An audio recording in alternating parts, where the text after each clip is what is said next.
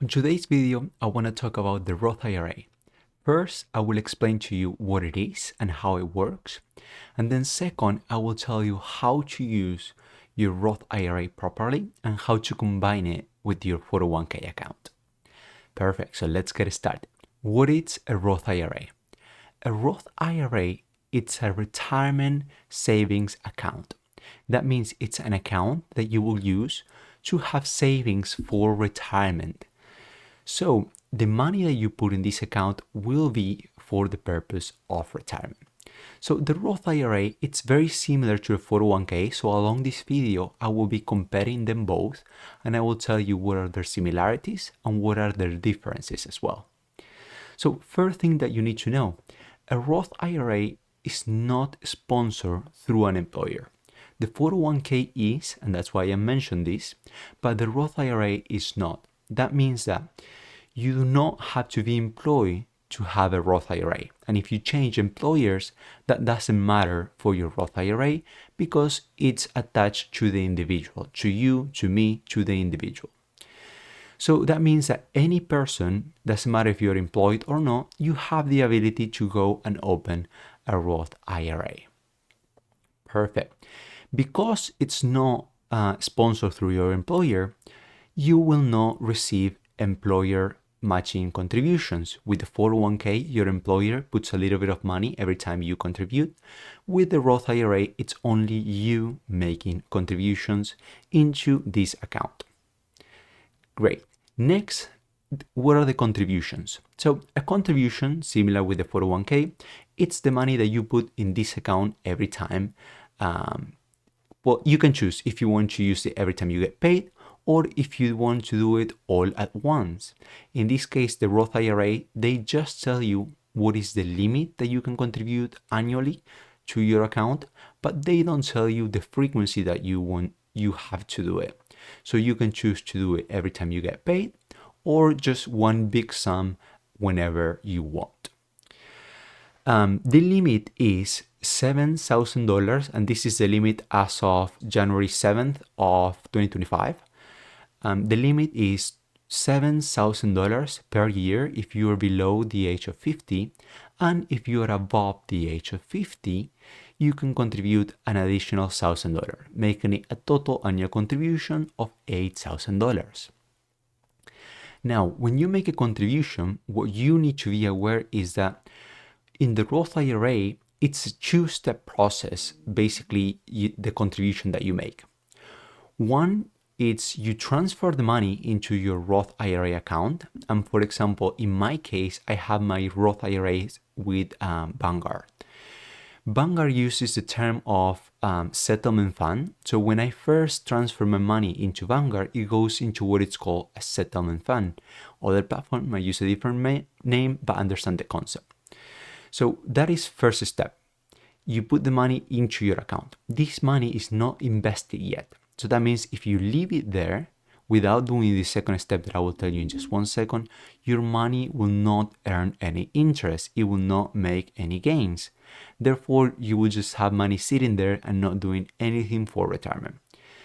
Now, after you put your money there, the second step is to actually buy index funds, ETF, whatever it is that you want to invest it on. So the second step is choosing an actual investment and buying it.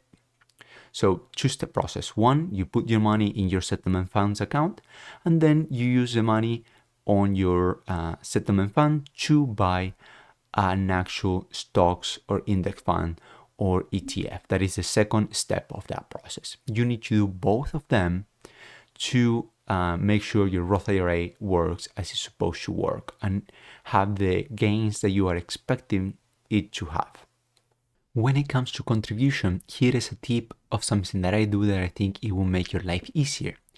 I have all my contributions automated. So I contribute to my Roth IRA every time I get paid.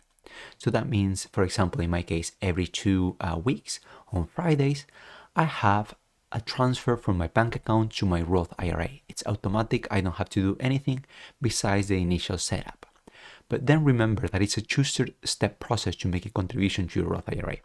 first, I automate the transfer from my bank account to the Roth IRA account, but then second, I needed to automate the buy of the actual ETF, index fund, or stock that I'm buying. So that means you need to schedule both of the automations. In my case, and probably if that's the case for you as well, you will have to allow for a day or two for the money to transfer over and actually be recognized by the platform that you have your Roth IRA.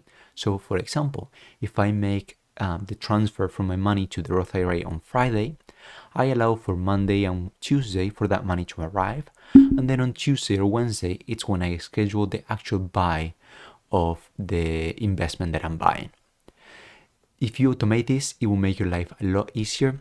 Also, it will make you buy when the market is low, keep buying when the market is high, and you don't have to worry about timing anything. You don't have to worry about remembering to buy. You just put it on cruise control, you relax, and that is the best way to make it work for you. And it's quote unquote most bulletproof. The only thing that you need to worry is your emotional self of not touching the money that is here and just let it sit there for many, many years until you consider you're ready for retirement. This next thing that you need to know is that a Roth IRA, it's not tax deferred. So a 401k, it is tax deferred. That means with the 401k, you didn't pay taxes at the beginning, but you pay taxes when you withdraw the money at retirement. With the Roth IRA, that is not the case. You do not pay taxes when you withdraw this money. So if I have to give you a timeline, this is what it looks like. First, they pay you your paycheck. Then you pay taxes. Then you receive that money in your bank account. Then you transfer that money into your Roth IRA and you buy your stocks, ETF, index funds, whatever it is. But remember, you do end up paying taxes. It's the moment of when. Next thing that you need to know is the withdrawal rules of the Roth IRA. Same as the 401k, this is an account for retirement. That means they expect you to be retired when you withdraw this money. So they consider you are retired after you are 59 years and a half or older. If you try to withdraw that money before, you will have to pay an early withdrawal penalty fee. So in that sense, it's the same as your 401k.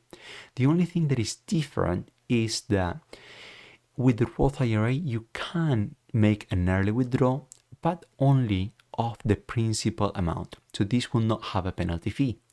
What is the principal? The principal is the money that you contributed into the Roth IRA. However, you will have to pay a fee on the gains that you made if you are withdrawing that money. What is the most efficient way to use your Roth IRA with your 401k? Because most likely you might have the two accounts in parallel. So what I will do if I were you, and this is also what I do, just so you know, I'm not telling you advice that I do not practice. First, maximize your 401k. That means contribute to the amount that your employer also matches. So, for example, if your employer matches up to 5%, first focus on contributing 5% on your 401k. After you have accomplished this, then come and create your Roth IRA and start contributing in your Roth IRA.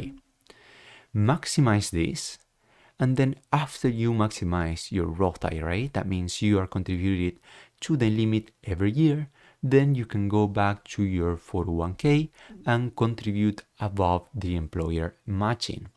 After you do that, so first you maximize your employer matching in your 401k, second you maximize your Roth IRA, third you go back to your 401k, or potentially you can have investments somewhere else.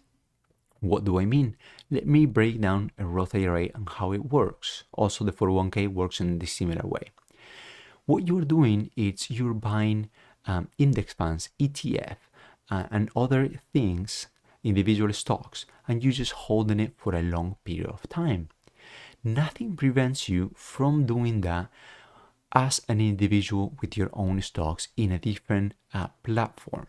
So that means you don't technically have to stick with the Roth IRA or a 401k, and you can use the same logic with the individual accounts.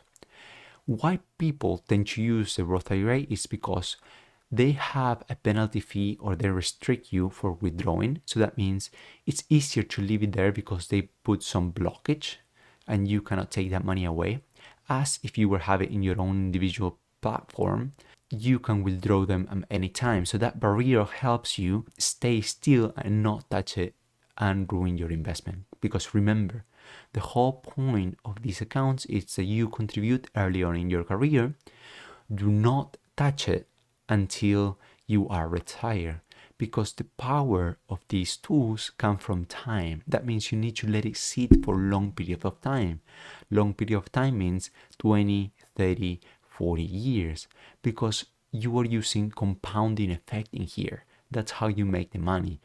Your investment compounds for so many years that it really grows exponentially. And lastly, remember that if you do the same strategy in your individual account for investment, you will have to pay taxes at the end when you withdraw the money. You will pay the taxes on your gains.